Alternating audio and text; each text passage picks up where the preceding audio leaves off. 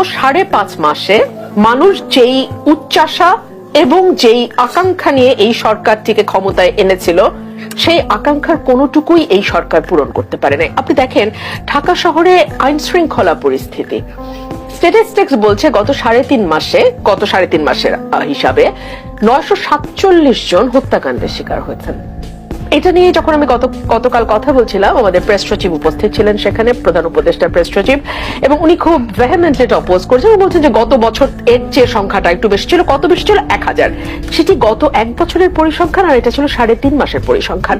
আপনি ছিনতাইয়ের মতন পেটি অফেন্স গুলোর দিকে যদি দেখেন, আপনি দেখবেন ঢাকা শহরের সন্ধ্যাবেলা এখন মানুষ বের হতে ভয় পায়, বিশেষ করে নারীরা ঘরে থাকতে প্রেফার করে, বিকজ নিরাপত্তাহীনতা একটা বড় ইস্যু হয়ে দাঁড়িয়েছে। শুরুতে আমরা শুনেছিলাম পুলিশ সরকারকে সাহায্য করছে না, পুলিশ যথেষ্ট সক্রিয় হচ্ছে না, ইত্যাদি ইত্যাদি। কিন্তু এরপরে তো আসলে আরো 5.5 মাস চলে গেছে, তো লম্বা সময়, তাই না? বিশেষ করে অন্তর্বর্তীকালীন সরকার, যেই সরকারটির সময় ম্যাক্সিমাম 2 থেকে 2 বছর ম্যাক্সিমাম হতে পারে, সেই সরকারের জন্য 5.5 much is a long time. এর মধ্যে কোনো কিছুই সরকার গোছাতে পারে না। সুতরাং নির্বাচনটি আসলে বিএনপি যতটুকু না চায়, দেশের জন্য দ্রুত একটি নির্বাচন হওয়াটা খুব জরুরি, এবং আমার মনে হয় এটা সরকারও ভালোই বুঝতে পারে। একটি পক্ষ নিয়ে নেওয়া সরকারের অধীনে নির্বাচন কিরকম হয় সেইটা কিন্তু আমরা 18-তে দেখেছি, 24-এ দেখেছি, 14-তে দেখেছি। সো পক্ষ নিয়ে নেওয়া কোন সরকারের অধীনে বাংলাদেশের কোন রাজনৈতিক দল নির্বাচন করতে চাইবে বলে আমার মনে হয় না। বিদ্যমান রাজনৈতিক পরিবেশ কিংবা রাজনৈতিক দলগুলোর প্রতি কি প্রধান উপদেষ্টা আস্থা রাখতে পারছে না? বিষয়টি কেমন? উনি আস্থা রাখতে পারছেন কি পারছেন না জানি না, কিন্তু ওনার এই বক্তব্যের পরে বাংলাদেশের আর কোন রাজনৈতিক দল ওনার উপর আস্থা রাখতে পারছে না। বিকজ বাংলাদেশের রাজনৈতিক দলগুলো এবং যারা বিভিন্ন মতের বিশ্বাসী, তারা সকলেই কিন্তু আশা করেছিল ডক্টর মোহাম্মদ ইউনূস কোন রাজনৈতিক দল, গোষ্ঠী, মতাদর্শের প্রতি তার কিছুটা বায়াসনেস বা কিছুটা ঝুঁকে থাকা, এটা কোন রাজনৈতিক দল বা কোন মতের মানুষই এটাকে ভালোভাবে নেবে না। বিকজ তার ইমেজটা এমন ছিল, এবং তাকে এই কারণেই নির্বাচিত করা হয়েছে বা সিলেক্ট করা হয়েছে যে ওনার একটা আন্তর্জাতিক খ্যাতি আছে। উনি কোনোদিন বাংলাদেশের কোনো রাজনীতির সঙ্গে যুক্ত ছিলেন না, এবং তিনি ভবিষ্যতেও বাংলাদেশে আর কোনোদিন, যতদিন ওনার বেঁচে আছেন, উনি কোনো রাজনীতির সঙ্গে যুক্ত হবেন না বলেই কিন্তু আমরা এতদিন ওনার কাছ থেকে শুনে এসেছি। কিন্তু আমি যখন ফিনান্সিয়াল টাইমসে ওনার ইন্টারভিউটা দেখলাম, আমি দেখলাম উনি বলছেন যে উনি স্টুডেন্টদেরকে উৎসাহিত করছেন রাজনৈতিক দল করবার। উনি নিজে ক্ষমতায় আছেন এবং ওনাকে ক্ষমতায় রেখেই নির্বাচন হয়তোবা করার একটা আলোচনা মাঠে ছিল। কিন্তু ওনার এই ইন্টারভিউর পরে রাজনৈতিক দলগুলোকে 10 বার ভাবতে হবে যে ডক্টর মোহাম্মদ ইউনূসের সরকারকে ক্ষমতায় রেখে তার অধীনে তারা নির্বাচন করবে কিনা। বিকজ এই যে নতুন রাজনৈতিক দলের কথা আমরা শুনতে পাচ্ছি, সেটি তৈরি করবার ব্যাপারে তিনি ডাইরেক্টলি স্টুডেন্টদেরকে মোটিভেট করছেন, উৎসাহ দিচ্ছেন। এখানে নাথিং রং ইন দ্যাট, কিন্তু যখন আপনি তাকে মোটিভেট করবেন, উৎসাহ দিবেন, তখন ওই দলের সঙ্গে আপনার একটি সম্পৃক্ততা খুব স্পষ্ট হয়ে যাবে। 2 হচ্ছে, উনি বলছেন বাংলাদেশে যদি তারা রাজনীতিতে না আসে, তাহলে বাংলাদেশের রাজনীতি এমন কারো হাতে চলে যাবে বলে তিনি আশঙ্কা করছেন যে যাদের হয়তো পুরনো রাজনৈতিক যে বন্দোবস্ত সেটার সঙ্গে যাদের ভালো রকম মিল আছে।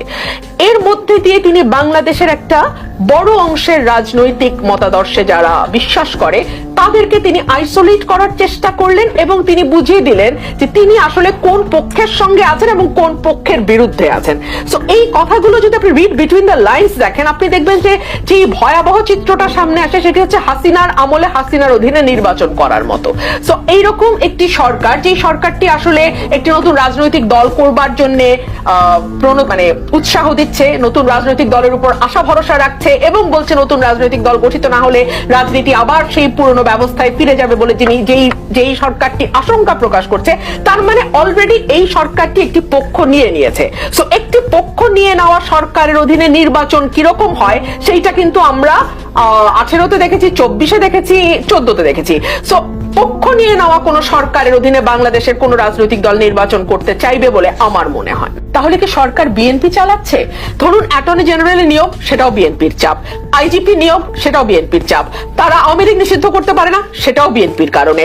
তারা যাই কিছু করে না কেন সেটা বিএনপির জন্য। তাহলে বিএনপি তো সরকার চালাচ্ছে, তাই না? তাহলে তো আমাকে এটা ধরতে হবে বিএনপি সরকার চালাচ্ছে। তাহলে এটাকে আর দরজার পিছনে চালাতে না দিয়ে খোলামেলা ভাবে ভাই ভোট দেন, নির্বাচনে যেই জিতুক সেই আসুক, সেই সরকার পরিচালনা করুক। আওয়ামী লীগ কিন্তু অটোমেটিক্যালি সুবিধা নেওয়া শুরু করেছে। কিভাবে? 5 মাস, মাত্র 5 মাস, এই 5 মাস আগেই কিন্তু আওয়ামী লীগের সভানেত্রীর নির্দেশে আমার দেশের 1000 মানুষ, 1000-এর উপরে মানুষ স্রেফ গুলিবিদ্ধ হয়ে মারা গেছে। হাসিনার নির্দেশে 25 থেকে 30,000 মানুষ পঙ্গু হয়েছে, আহত হয়েছে, চোখ হারিয়েছে। এর মধ্যে 5 মাস, 5.5 মাস পার না হতেই আওয়ামী লীগের হাক ডাক লক্ষ্য করেছেন? হরতাল দিচ্ছে, অবরোধ দিচ্ছে, রাজনৈতিক কর্মসূচি দিচ্ছে। কেন? বিকজ এই 5.5 মাসে সরকার মানুষের যে আস্থার জায়গাতে ছিল 5.5 মাস আগে, 5.5 মাসে সেটা আরো বাড়ানো বা সেটার অবস্থা আর একটু ভালো করা তো দূরেই থাক, অবস্থার ক্রম অবনতি আমরা লক্ষ্য করছি। আইন শৃঙ্খলা বলেন, অর্থনীতি বলেন, সামাজিক অবস্থা বলেন, প্রতিটা ক্ষেত্রে এই সরকারের যে ব্যর্থতা, আমি কিন্তু এইভাবে এত ওপেনলি আমি আর 2 মাস আগেও বলতাম না, বিকজ আমরা সবাই আস্থা রাখতে চেয়েছিলাম। বিএনপি তো শুরুতেই বলেছিল যে এই যে আমাদের সরকার, এই সরকারকে কোনোভাবে ব্যর্থ হতে দেয়া যাবে না। আমরা চাইনি এই সরকারটি ব্যর্থ হোক, এবং আমরা জানতাম এই সরকারের ব্যর্থ হওয়ার অবশ্যম্ভাবী পরিণতি হচ্ছে আওয়ামী লীগের আবার রাজনীতিতে একটু একটু করে ঢুকে যাওয়া। এবং আপনারা নিশ্চয়ই লক্ষ্য করছেন আওয়ামী লীগ কিন্তু সেই একটু একটু করে আগানোর কাজটি করছে। বিএনপির সঙ্গে আওয়ামী লীগের স্টেটমেন্ট মিলে যাওয়ার ব্যাপারে আপনি যে প্রশ্ন করছিলেন, আওয়ামী লীগ অতি পুরাতন একটি রাজনৈতিক দল। তাদের রাজনৈতিক অপকৌশলের মানে শিকার তো আমরা আসলে 15 বছর হয়েছি, তাই না? আমরা কি কোনোদিন কল্পনা করতে পারি যে বিশ্বে আমি দামি নির্বাচন কোনোদিন হয়েছে? হয় নাই। হাসিনা তো এই কৌশল খেলেছে 24-এ। কোনোদিন মধ্যরাতে ভোট হয়ে যাবে? পৃথিবীর অনেক দেশে অনেক স্বৈরশাসক, অনেক মনস্টাররা ক্ষমতায় থাকে, কিন্তু এরকম মধ্যরাতে সুবে সাদেকে নির্বাচন হয়ে যাওয়ার, এটা হাসিনা কৌশল।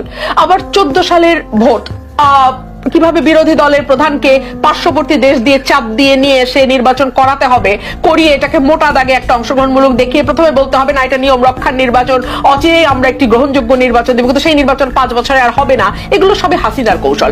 সো এই কৌশলের একটা পার্ট হচ্ছে বিএনপি সুরের সুর মিলিয়ে এক ধরনের কথা বলার চেষ্টা করা, এবং আওয়ামী লীগ সেটা খুব সাকসেসফুলি করছে। এবং এটা করার ফলে যেটা হচ্ছে, এই সরকার এবং তার সঙ্গে যারা আছে তারা বলবার সুযোগ পাচ্ছে যে বিএনপি এবং আওয়ামী লীগ একই সুরে কথা বলছে।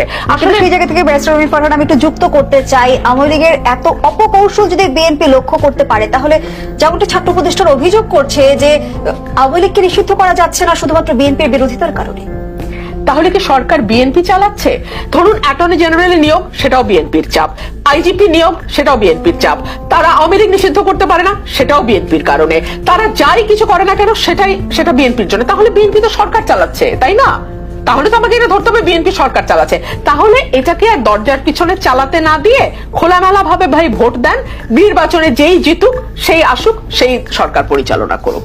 পিছনে পেছনে ব্যাকডোর দিয়ে বা চাপ দিয়ে সরকার পরিচালনা করা তো দরকার নাই। আর এই সরকার এত নত যেন কেন একটি দলের সামনে হচ্ছে? আমি যদি তর্কের খাতিরে বিএনপির সামনে, আমি যদি তর্কের খাতিরে ধরেও নেই যে বিএনপির সিদ্ধান্ত অনুযায়ী এই সরকার বাধ্য হচ্ছে তার সিদ্ধান্তগুলোকে নিতে, এই সরকার এত নত যেন হচ্ছে কেন? এক হতে পারে এই সরকারের বিরাট কোন মানে দুর্বলতা আছে যেটা ঢাকবার জন্য তাকে আসলে বিএনপির কথা মতো চলতে হচ্ছে। 2 হচ্ছে এই সরকার ইনকম্পিটেন্ট, ইনএফিশিয়েন্ট, সে জানে যে তার পক্ষে আসলে বিএনপির কথা শোনা ছাড়া শক্ত স্ট্যান্ড নিয়ে দাঁড়ানোর মতন জোর এই সরকারের নাই। অথবা এই সরকার জানে যে সে যদি আজকে বিএনপির কোন সিদ্ধান্তের বিরোধিতা করে, কালকে সে আসলে তার পায়ের নিচে মাটি থাকবে না। মানে তার মানে এই সরকারের জনসমর্থন বলেন, ভিত্তি বলেন, সব জায়গার মধ্যেই কোনো না কোনো বড় রকম দুর্বলতা আছে বলেই কোনো না কোনো দলের সাহায্য নিয়ে, এটা সরকার বলছে বিএনপি হতে পারে, কোনো না কোনো দলের সাহায্য নিয়ে তাদের সকল অন্যায্য কথাবার্তা সব শুনেও এই সরকারকে মানে